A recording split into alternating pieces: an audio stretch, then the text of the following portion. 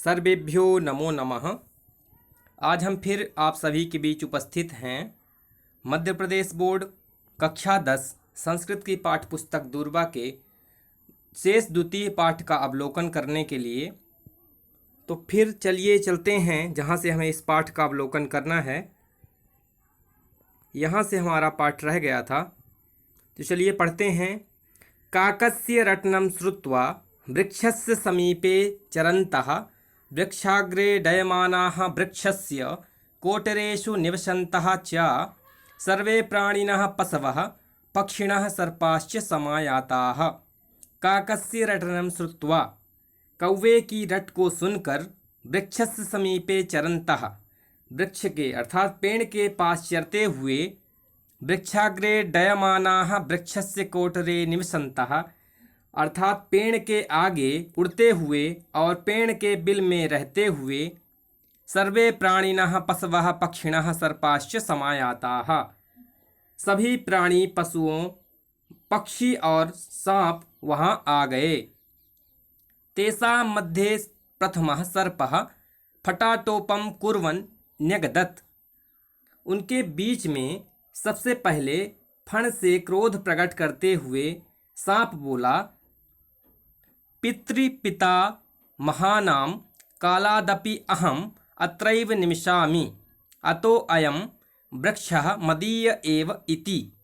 अर्थात कहता है, पितृपिता महानाम, मेरे बाप दादा के समय से, कालादपि अर्थात समय से, अहम अत्रैव निमिषामि मैं यहीं रह रहा हूँ, अतोयम वृक्षः मदीय एव इति, इसलिए यह वृक्ष किसका है? मेरा है। ततः शाखातः शाखांतरं चंक्रम्य एकः कीटः प्रत्यवदत्, उसी समय एक शाखा से दूसरी शाखा पर घूमते हुए जो एक कीड़ा था वह बोला, मदीयैः अर्भकैः सार्धम् अहम बहुवर्षेभ्यः अत्रैव उषितवानस्मि। अर्थात मदीयैः अर्भकैः, मेरे पुत्रों के साथ, सार्धम अहम बहु वर्षेभ्यः, मैं यहाँ पे बहुत सालों से, अत्रैव उषितवानस्मि, यहीं पर रह रहा हूँ। अतो अयम वृक्षः ममैव इति, इसलिए यह जो वृक्ष है, पेड़ है, यह मेरा है। इसके बाद अनंतरम सुकः, इसके बाद सुक अर्थात तोता जो था वह कहता है, अस्य वृक्षस्य फलानि खादन जन्मतः अहम अत्रैव वर्ते। इसी बीच जो तोता जोर से बोला, इस पेड़ के फलों को खाता हुआ जन्म से मैं यहीं रह रहा हूँ। अत्रैव वर्ते, जन्म से मैं यहीं हूँ। नाहमिमं द्रुमं परित्यक्तुम इच्छामि, इसीलिए इस पेड़ को मैं छोड़ना नहीं चाहता। मदीय एवायम निग्रोध वृक्षः इति उच्चैः अफणत्, यह बरगद का पेड़ मेरा है, मेरा ही रहेगा, यह उसने बोला, तोते ने ऐसा बोला। ततश्च तत्तत्याः अपरिमिताः कृमयः कीटाश्च अयं तरुः अस्मदीय एव इति युक्ता वृक्षस्य उपरि स्वं स्वं अधिकारं घोषयन् विचित्रतरं कोलाहलम् अकुर्वन्। ततश्च तत्रत्याः अपरिमिताः कृमयः कीटाश्च, अर्थात तब वहाँ के सब छोटे छोटे कीड़े मकोड़े, अयम तरुः अस्मदीय एव, यह पेड़ हमारा है, इति युक्त्वा अर्थात ऐसा कहकर, वृक्षस्योपरि, वृक्ष के ऊपर, स्वं स्वं अधिकारम घोषयन्, अपने अपने अधिकार की घोषणा करते हुए, विचित्रतरम कोलाहलम अकुर्वन्, अजीब सा शोर करने लगे। यह मेरा है, यह मेरा है, इस प्रकार से वहाँ पे बहुत शोर होने लगा। अत्रांतरे कश्चित् अजापुत्रः तत्र आगतः, उसी समय क्या हुआ कि बकरी का जो बच्चा है वहाँ आ जाता है। सोऽपि तस्य तरोः पत्राणि खादन् नन्दन्ति स्म, वह भी उस पेड़ के पत्तों को खाकर प्रसन्न होता था। तम दृष्ट्वा सर्वे प्राणिनः न्याय निर्णयं कर्तुं तं प्रार्थयन्तः, उसे देखकर सभी प्राणियों ने न्याय निर्णय करने की उससे प्रार्थना की। सर्वेषां वचनानि श्रुत्वा सः अजः अवदत्।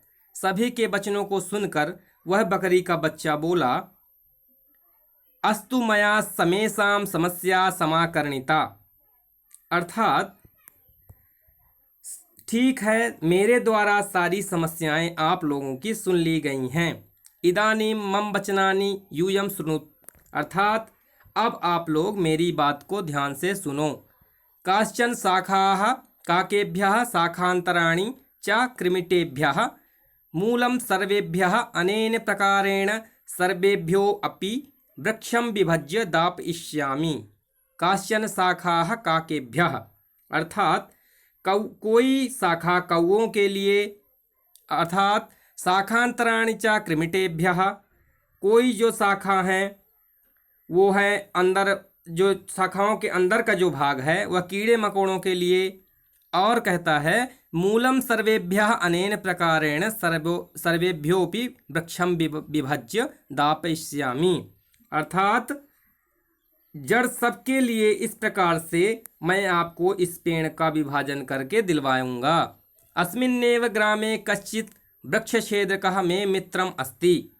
इसी गांव में ही कोई लकड़हारा मेरा मित्र है। वृक्षछेदकः इत्युक्ते लकड़हारा।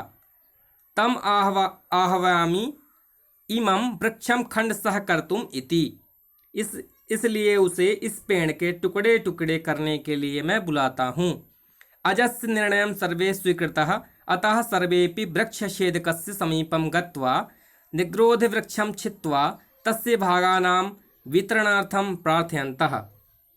बकरे का निर्णय सबने मान लिया, इसीलिए सभी ने लकड़हारे के पास जाकर बरगद के पेड़ को काटकर उसके टुकड़े करने की प्रार्थना की। परम सो अयम काष्ठछेदकः अवदत्। तब उस लकड़हारे ने कहा, पूर्वम अहम वृक्षान् छिन्दन्ति स्म। पहले मैं वृक्ष काटा करता था, पेड़ काटता था। फिर क्या कहता है, अधुनाम तादृशे कुत्सिते कर्मणि न व्यापारयामि। अब मैं पेड़ों को काटना यह बहुत बुरा कार्य है, इसलिए मैंने बंद कर दिया है। वृक्षाणाम छेदनम महत् पापम इति। वृक्ष का छेदन करना अर्थात काटना बहुत बड़ा पाप है। मया अधिगतम अस्ति। मैंने यह जान लिया है। अतः निग्रोध वृक्षस्य छेदनम अहम न करिष्यामि इति। इसीलिए मैं बरगद का पेड़ कभी नहीं काटूंगा। तथापि सर्वे प्राणिनः तं वृक्षं छेत्तुं यथा निर्बन्धम् अकुर्वन् तदा सा धीमान इदम आह। फिर इसके बाद क्या हुआ कि सभी जो प्राणियों ने जब उस पेड़ को काटने के लिए अत्यधिक आग्रह किया, तब कहता है, अस्तु तरहि प्रथमं मे वचः शृणोतु। इसीलिए सबसे पहले तुम लोग मेरा वचन माने मेरी बात सुनो। यूयं सर्वेपि अनेन वृक्षेण उपकृताः एव। तो पहले मेरी बात सुनो, तुम सभी उस पेड़ के द्वारा उपकृत हो, अर्थात तुम्हारा वृक्ष ने तुम सबके ऊपर बहुत उपकार किया है। वृक्षस्य उपकारं स्वीकृत्य युष्माभिः कः प्रत्युपकारः कृतः। पेड़ों के उपकार को लेकर तुम सब ने क्या उपकार बदले में किया है, ऐसा लकड़हारा कहता है। युष्माकं मध्ये कः वृक्षस्य जलसेचनम अकरोत्। तुम सबके बीच में किसने पेड़ को जल से सींचा है। कः तस्य रक्षणं विहितवान्। किसने उस वृक्ष की रक्षा की। न कोपि चिंतिदपि अकरोत्। किसी ने इस विषय पर चिंता नहीं की कि किसने उसे वृक्ष को जल से सींचा है, किसने उसकी रक्षा की है। किसी ने अभी तक कुछ भी नहीं किया। वरुण देवः वृष्टिम बरसति। वरुण देव जो हैं वर्षा के देवता हैं, उन्होंने वर्षा की जिससे वृक्ष का सिंचन हुआ। सूर्यदेवः प्रकाशम प्रेक्ष्यति। जो सूर्यदेव सबको प्रकाश देते हैं, उन्होंने वृक्ष को प्रकाश दिया। भूमाता वृक्षस्य आधारभूता अस्ति।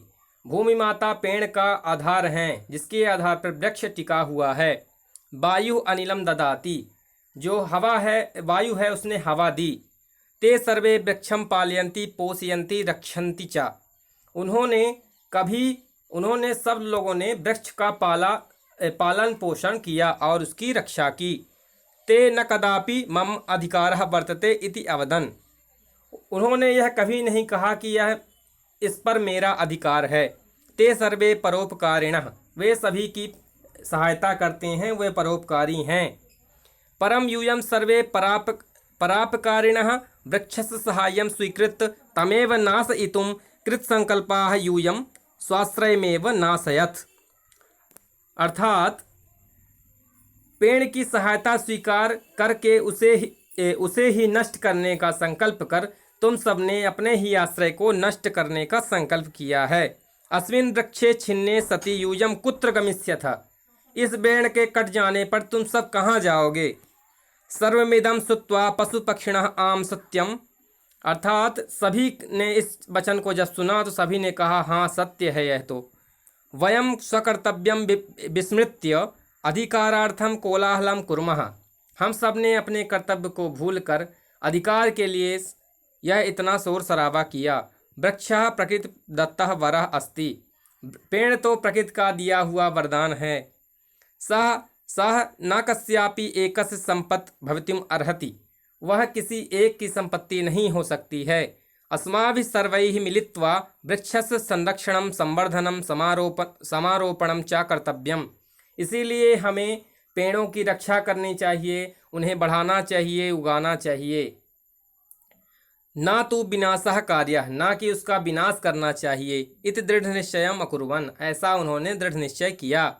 अस्माभिः मानवैः अपि वृक्ष संपत् वर्धनीया ननु, हम मानवों को भी वृक्ष जैसी जो संपत्ति है जो हमें प्रकृति प्रदत्त होती है उसे बढ़ाना चाहिए, ना कि उसका नाश करना चाहिए। तो इस जो पाठ है, जो यह पाठ है, इससे हमें यही सीख मिलती है कि जो ये वृक्ष हैं ये प्रकृति प्रदत्त वर हैं, इन्हें हमें नष्ट नहीं करना चाहिए बल्कि और ज़्यादा बढ़ाना चाहिए। ज़्यादा से ज़्यादा वृक्ष हमें लगाना चाहिए जिससे हमारा पर्यावरण जो है वह शुद्ध हो। आप सभी का बहुत बहुत धन्यवाद। नमो नमः।